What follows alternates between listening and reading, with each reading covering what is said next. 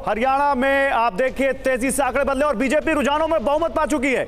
हरियाणा में बीजेपी रुझानों में बहुमत पाते हुए 46 सीटें, 39 पर कांग्रेस है। ये नंबर्स एकदम से बदल गए, बिल्कुल यहां पर बिल्कुल पिक्चर चेंज होती हुई बहुमत में पहुंच चुकी है हरियाणा में बीजेपी रुझानों में। और ये दूसरे तीसरे राउंड की गिनती होगी इसमें, जहां पर देखिए इलेक्शन कमीशन के भी जो चुनाव के नतीजे आ रहे हैं, जो उनका आंकड़ा दिखा रहा है, वो वहां पर भी 71 सीटों का दिखा दिया है उन्होंने, बहुत अंतर बढ़ता हुआ। तो देखिए ये देखिए 47-38 इस तरह से तस्वीर बदलती हुई दिखाई दे रही है। हरियाणा में पूरी तरह से तस्वीर इस वक्त बदली है। जम्मू कश्मीर पर भी लेकिन नीचे नजर रखिएगा, वहां पर भी तस्वीर बदल रही है। लेकिन ये देखिए किस तेजी से हरियाणा में 49-36, ये मतलब आप देखिए 13 सीटों का फासला हो गया, पलटता हुआ दिखाई दे रहा है। हरियाणा का चुनाव जलेबी होता जा रहा है। राहुल गांधी फिर याद आ रहे हैं। ये तो मैदे में सीरा जाएगा कैसे, ये सवाल खड़ा हो गया है कि जलेबी तो बन गई, सीरा कैसे जाएगा फैक्ट्री में। तो ये 37-48 बीजेपी बहुमत के आंकड़े से आगे निकल गई है। इस वक्त जो रुझान में तस्वीर दिखाई दे रही है, इस वक्त की बड़ी खबर, हरियाणा में रुझानों में बीजेपी को बहुमत। और राधिका खेड़ा बीजेपी की प्रवक्ता इस वक्त हमारे साथ जुड़ चुकी हैं। राधिका जी, स्वागत है आपका टीवी 9 भारतवर्ष पर।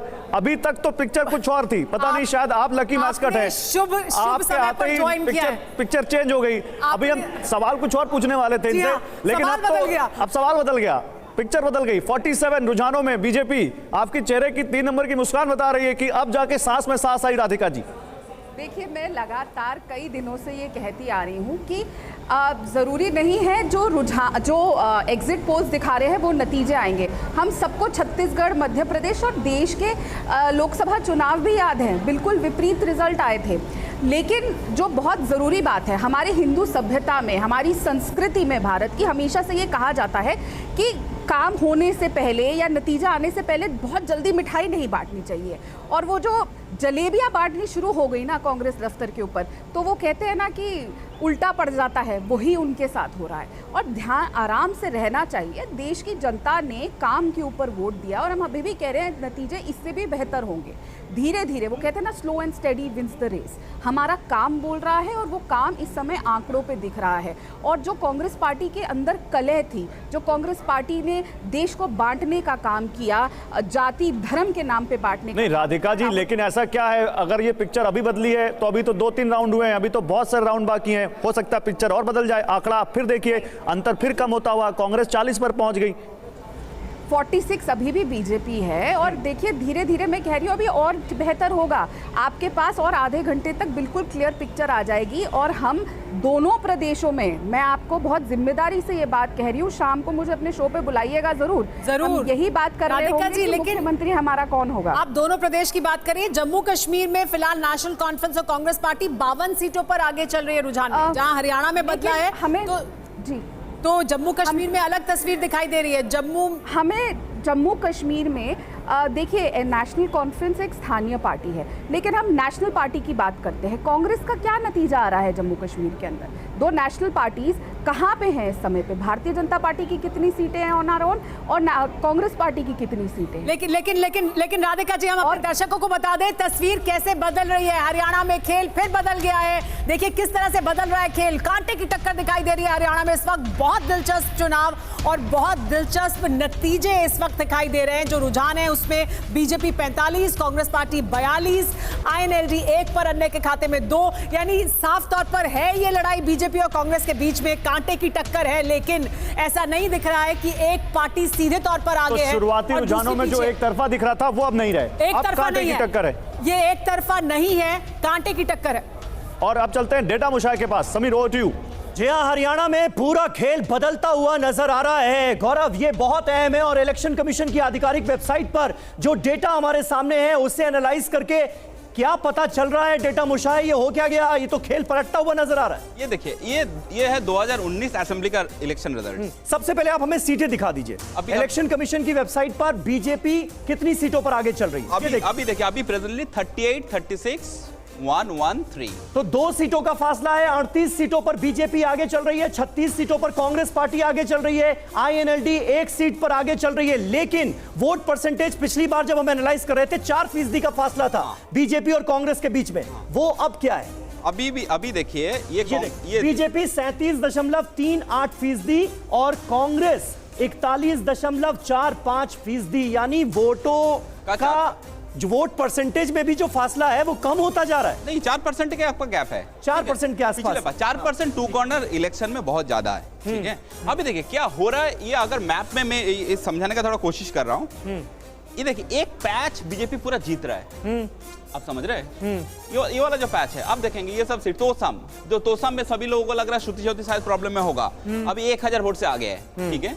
तो ये जो ये बेल्ट है और ये यादव जो बेल्ट है, आप देखेंगे पूरा ये जो रेवरी आप देखेंगे जहां पर कांग्रेस के एमएलए है, तो ये बेल्ट स्वीप कर रहा है और ये वाला कर्नल वाला बेल्ट स्वीप कर रहा है, ठीक है।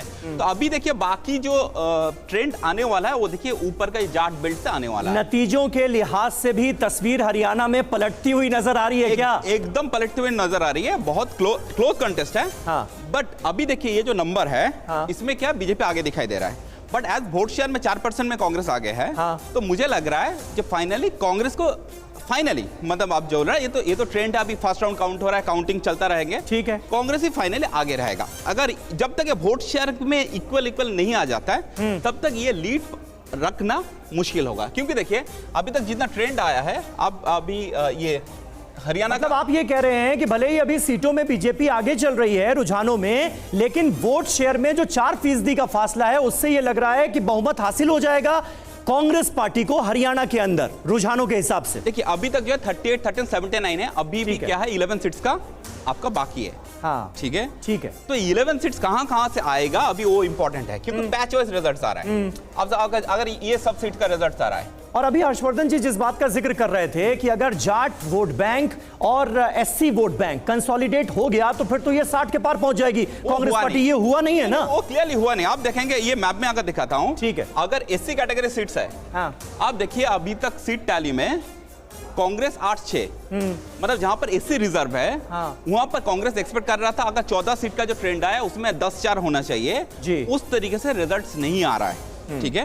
बट क्या है, हर जगह में फर्स्ट राउंड का काउंटिंग है, थोड़ा वेट करना पड़ेगा, ठीक है। थोड़ा सा और वेट करते हैं, आगे और एनालाइज करेंगे, लेकिन अभी तक क्योंकि वोट परसेंटेज में बट ये शाम तक ये हरियाणा का शाम तक चलेगा, शाम तक चलेगा। तो बहुत दिलचस्प मुकाबला नजर आ रहा है, कांटे की टक्कर फिलहाल हरियाणा में हो गई है। सुमेरा जी समीर, तो जिस चुनाव के बारे में कहा जा रहा था कि ये तो छोटे प्रदेश हैं, जल्दी नतीजे आ जाएंगे, तस्वीर साफ हो जाएगी, वहां कांटे की टक्कर है, बीजेपी और कांग्रेस में कांटे की टक्कर है। यानी अब आखिरी राउंड तक भी कुछ सीटों में फैसला होगा कि कौन सी सीट किसके पक्ष में जा रही है। तस्वीर देखिए किस तरह की इस वक्त दिखाई दे रही है, बीजेपी 44, कांग्रेस पार्टी 41, कांटे की टक्कर हरियाणा में। नीचे जम्मू कश्मीर के जो तस्वीर है वो भी हम आपको दिखा रहे हैं, यहां पर भी बीजेपी 24 पर है, national conference of Congress party 49 पर है, लेकिन यहां पर भी अन्य के खाते में 14 सीटें जा रही हैं, यानी निर्दलीय और अन्य 14 सीटों पर आ गए, पीडीपी 3 पर। बशीर साहब, हम हरियाणा की बात बार बार कर रहे हैं, जम्मू कश्मीर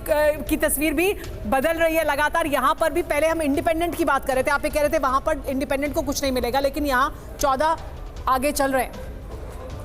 नहीं, इंडिपेंडेंस में ये देख लीजिएगा, पीपल्स कॉन्फ्रेंस के सजाद लोन 3 सीट्स पे लीड कर रहा है और अल्ताफ बुखारी 2 सीट्स पे लीड कर रहा है जी।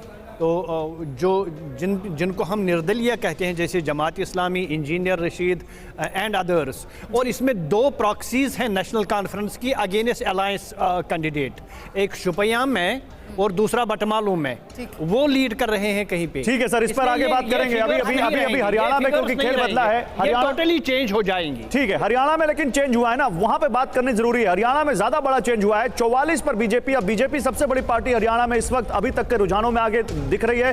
कांग्रेस 41 पर, जेजेपी को एक भी सीट नहीं, 2 पर आईएनएलडी, 3 पर अन्य।